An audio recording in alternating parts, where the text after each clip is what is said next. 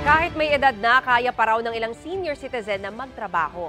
Kaya naman sinusulong ngayon sa Kamara na amyendahan ng batas tungkol sa retirement. Yan ang street hirit ni Bam Alegre. Senior citizen na si Mang Tito Martin pero kumakayod pa rin sa pagpapasada ng tricycle sa Marikina kahit madaling araw. Kaya pa raw kasi ng katawan niya at tumutulong siya sa gastusin ng kanyang apo. May sinusuportahan din po ako, sir, na isang maliit na apo ko. Konting ingat sa katawan, iwas-iwasan natin yung sobrang pag-inom, sigarilyo, konting exercise. At sa mga mapagkain, iwasan natin yung mga karneng matataba. Self-employed si Mang Tito. Isa siya sa mga patunay raw na kaya pa magtrabaho ng mga senior citizen. Kaya panukala ng National Commission of Senior Citizens o NCSC payagan ng multiple retirement. Imbis na ipatupad ang mandatory retirement age na 65 years old.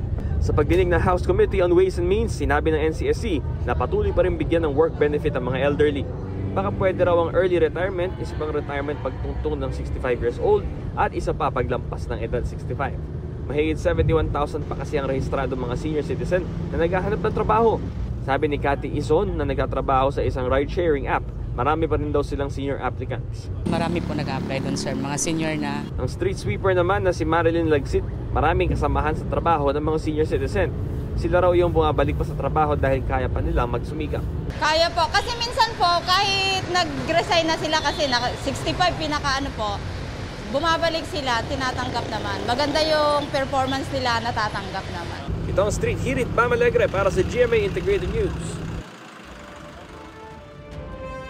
Mga kapuso, para una ka sa mga balita, mag-subscribe sa GMA Integrated News sa YouTube. Sa mga kapuso abroad, subaybayan niyo po kami sa GMA Pinoy TV at sa www.gmanews.tv.